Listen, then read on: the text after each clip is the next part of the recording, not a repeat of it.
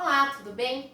Nós estamos aqui hoje para ter um pequeno bate-papo a respeito das audiências através de videoconferências. Meu nome é Thaís Jurema, eu sou professora de Direito Civil, Processo Civil e Direito Digital.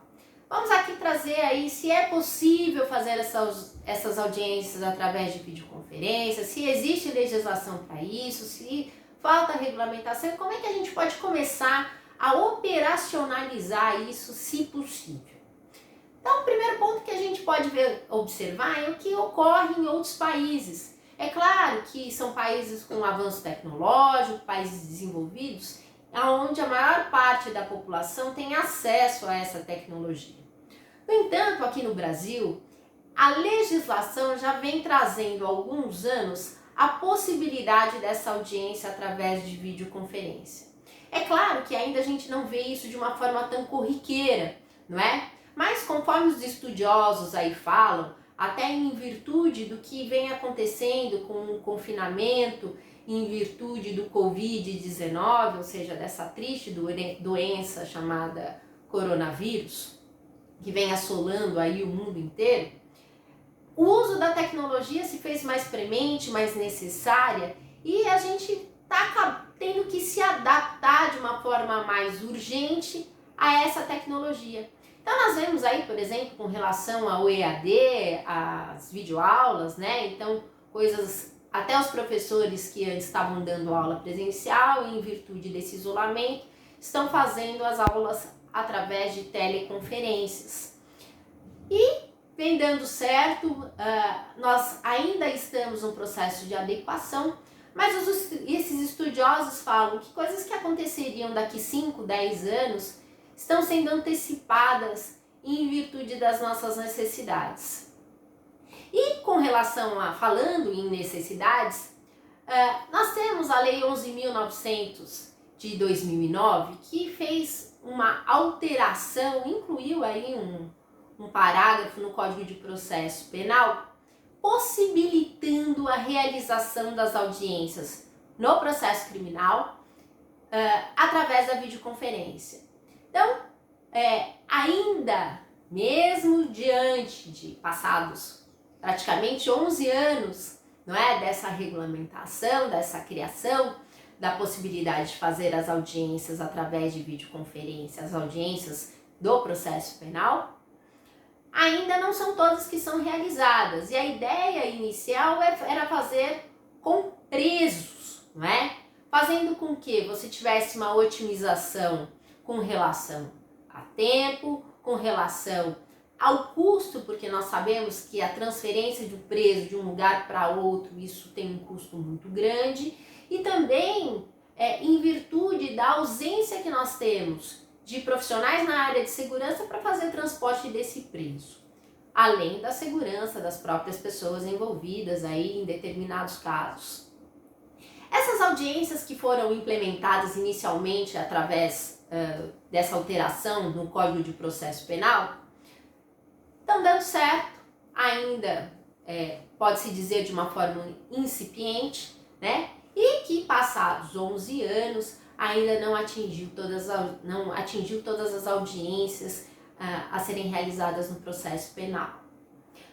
Com relação ao processo civil, que de uns tempos para cá, na verdade, de pouquíssimo tempo para cá, é que esse impacto está surtindo efeito. Na verdade, a gente ainda está criando expectativas para como isso vai realizar, como é que a gente pode operacionalizar isso. E o primeiro ponto para a gente observar é se realmente isso é possível ou não. É até interessante a gente analisar aí julgamentos anteriores relacionados a essa regulamentação no processo penal, das audiências através de videoconferência, aonde o STF afirma categoricamente que a realização por este meio, ou seja, através da videoconferência, não fere o princípio da ampla defesa e do contraditório. Então, o próprio STF diz desta forma que não há violação à ampla defesa e contraditório, porém podendo ser operacionalizada, tanto é que vem ocorrendo em algumas hipóteses. No que tange ao processo civil, E aí a gente pode até falar com relação ao processo do trabalho também, uma vez que o Código de Processo Civil é subsidiário à CLT, à legislação trabalhista, em especial na parte de processo. Nós temos que o Código de Processo Civil de 2015, que entrou em vigor em 2016, ou seja, o código tem 5 anos, né? A sua aprovação tem 5 anos e a sua vigência 4.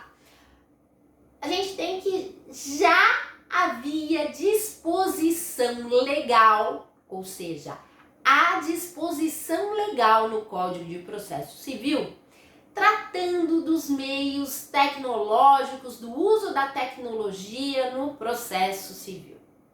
É até interessante a gente observar que o artigo 236, parágrafo 3º do Código de Processo Civil, ele traz essa aplicabilidade da tecnologia de forma geral e genérica.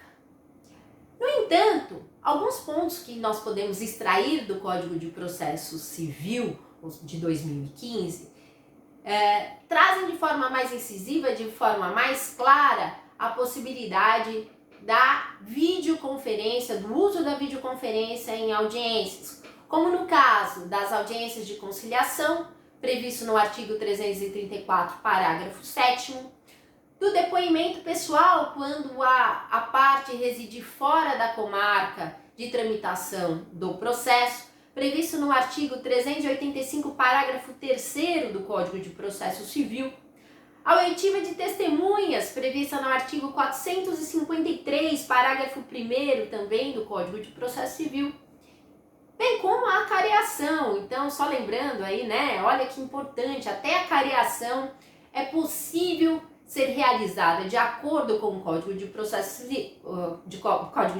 Civil, previsto no artigo 461, parágrafo 2º, através da videoconferência.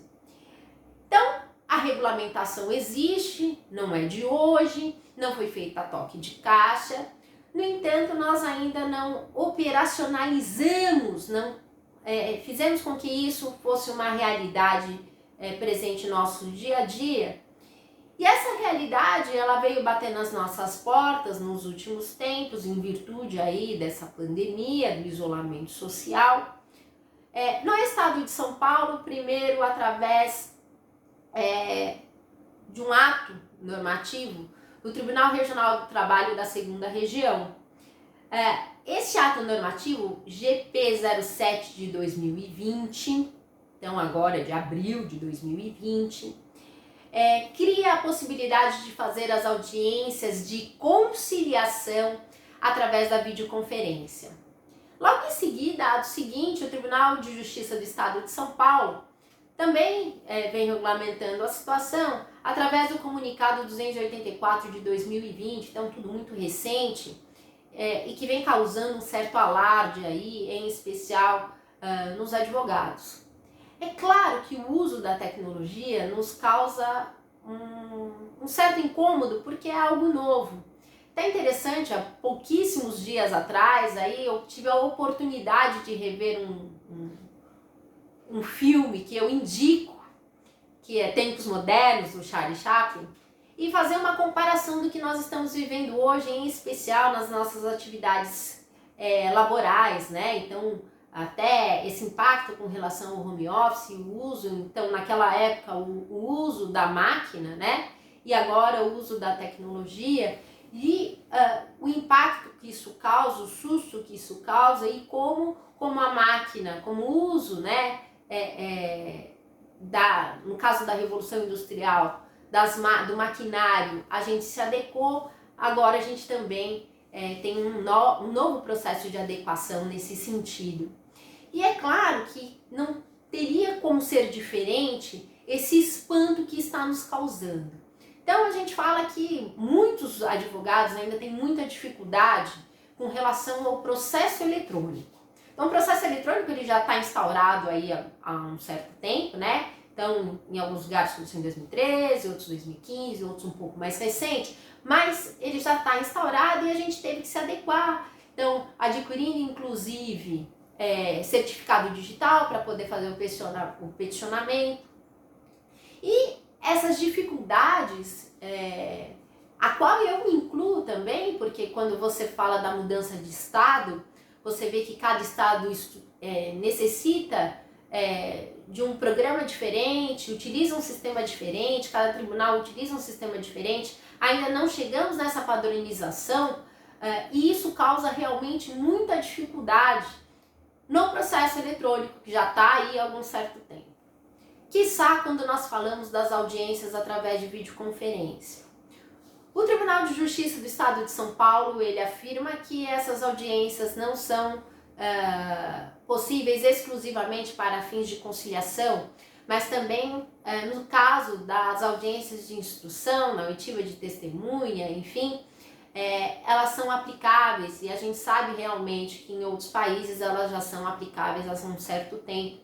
E é claro, em especial quando nós falamos de uma cidade como a cidade de São Paulo, isso poderá facilitar, inclusive porque nós temos problemas de movimentação, de locomoção muito séria nos dias normais em virtude do trânsito. No entanto, como é que a gente pode fazer isso, não é? Então, se existe lei para isso, ou seja, tem previsão legal falando que é possível a realização das audiências através de videoconferência, como é que a gente deve se preparar para isso e, inclusive, evitando algumas nulidades? Então, primeiro ponto, a gente tem que pensar no aspecto físico. Qual é o ambiente melhor para que a gente possa fazer essas audiências através de videoconferência? Aqui existe o primeiro grande empecilho, porque nós sabemos que há advogados ainda que têm muitas dificuldades com relação tanto à tecnologia, como inclusive a obter um espaço físico. Nem todo mundo tem seu escritório, muitos advogados, eles optaram em trabalhar em espaços comunitários, divididos, ou em coworking, né, como vem utilizando aí esses termos em inglês, para poder atender os seus clientes, quando não utilizando das casas dos advogados espalhados aí no estado de São Paulo e no Brasil inteiro, para poder fazer o atendimento ao cliente, ou seja, ele não tem um espaço dele, um espaço que ele pode utilizar para isso. Teremos que nos adequar? Teremos que nos adequar. E como é que deve ser esse espaço? Esse espaço ele deve ter um mínimo de isolamento possível para garantir com que as partes sejam ouvidas, não é? Para que a comunicação seja fluente, seja clara. Tem que ter também uma questão de iluminação. A iluminação ela também é importante neste caso, como num vídeo qualquer, para que as partes possam se enxergar, para que as partes possam se ver. Então você vai ter que ter um espaço, que obviamente não precisa ser tão grande assim, mas um espaço que tenha uma parte acústica interessante e uma iluminação também, para que esse vídeo possa chegar com uma melhor qualidade a todas as partes envolvidas, a todas as partes participantes, inclusive aí os serventuários da justiça. Além desse aspecto, tem a questão da funcionalidade. Qual vai ser o link, se vai ser enviado um link para que o advogado possa ter acesso. Então, nós estamos tendo a oportunidade de fazer algumas reuniões, né, mas a gente sabe que isso não ocorre com todos os advogados, que terão que ter instruções para utilizar ferramentas, e nós esperamos que essas ferramentas sejam padronizadas para todos os tribunais, não é?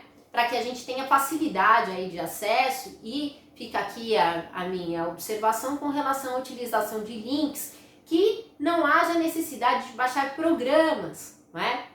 Outro ponto importante com relação ainda a essa luminosidade, a questão do áudio, é você observar se o seu computador ele tem uma tecnologia interessante ou se o seu smartphone tem essa tecnologia. Por quê? As pessoas trocam mais rápido de telefone celular, né, do que de computador.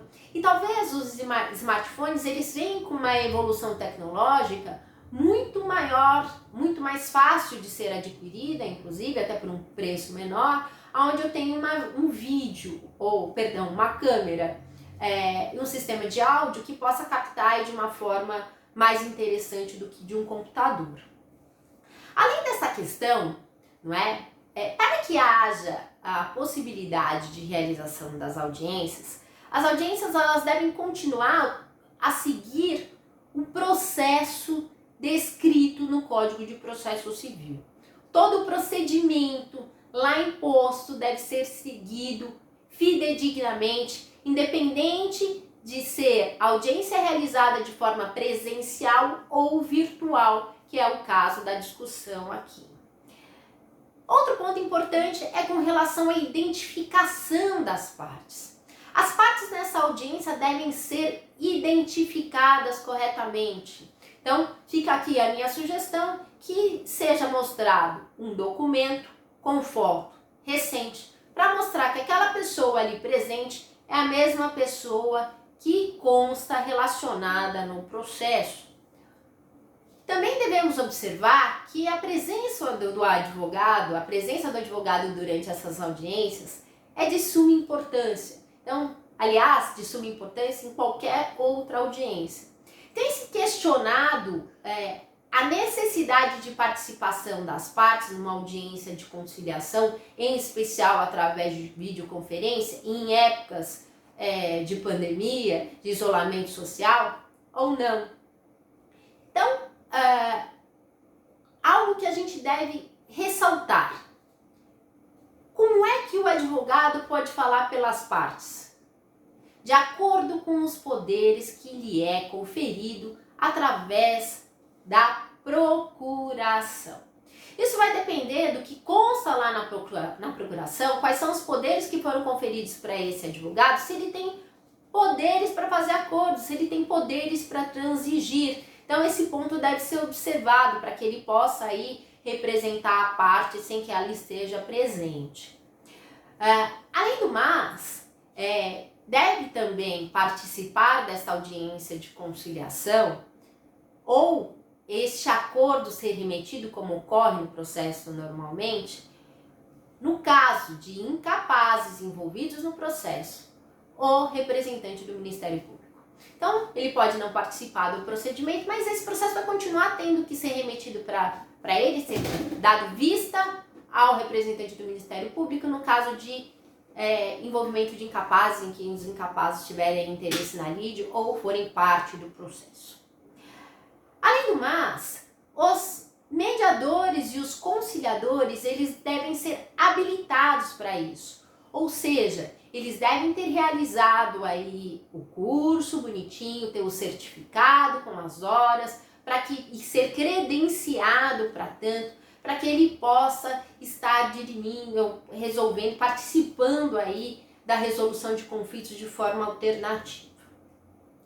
Ainda com relação à audiência de conciliação, e voltando no que diz o Código de Processo Civil, ela sempre deve ocorrer, exceto se as partes estiverem em comum acordo que ela não ocorra. Então diz o Código de Processo Civil que se uma das partes disser que quer a realização da audiência de conciliação, ela deve ocorrer. Quando nós falamos do procedimento comum, existe inclusive um momento para que haja esse pronunciamento. Então o autor deve se pronunciar na petição inicial e o réu até 10 dias antes da data em que foi designada a audiência de conciliação. Então ele tem 10 dias antes para falar assim, não quero, não é? E o autor tem que falar não quero na petição inicial. Havendo a convergência deste não quero, ou seja, a convergência para a não realização da audiência de conciliação, só assim ela não ocorrerá. No entanto, o próprio Código diz que essa audiência de conciliação pode ser solicitada pelo juiz, designada pelo juiz, sempre que ele achar oportuno. E ainda, as partes devem comparecer, mesmo que seja através do seu advogado, nessa audiência de conciliação, sob pena de sofrerem uma multa por atentado à dignidade da justiça. Então, é importante observar que mesmo através da videoconferência, as partes, ou através dos seus advogados, devem participar dessa audiência, pois caso contrário poderão ser condenadas a pagar uma multa por ato atentatório à dignidade da justiça. Então nós vemos que o procedimento a ser seguido é aquele constante no Código de Processo Civil. No entanto, a única diferença é com relação ao ambiente. Então, se esse ambiente será presencial ou se ele será virtual. É importante também que esse ambiente possa garantir que as partes falem de forma livre e espontânea. E ainda, no caso de segredo de justiça, é muito importante que nenhuma outra pessoa esteja naquele ambiente.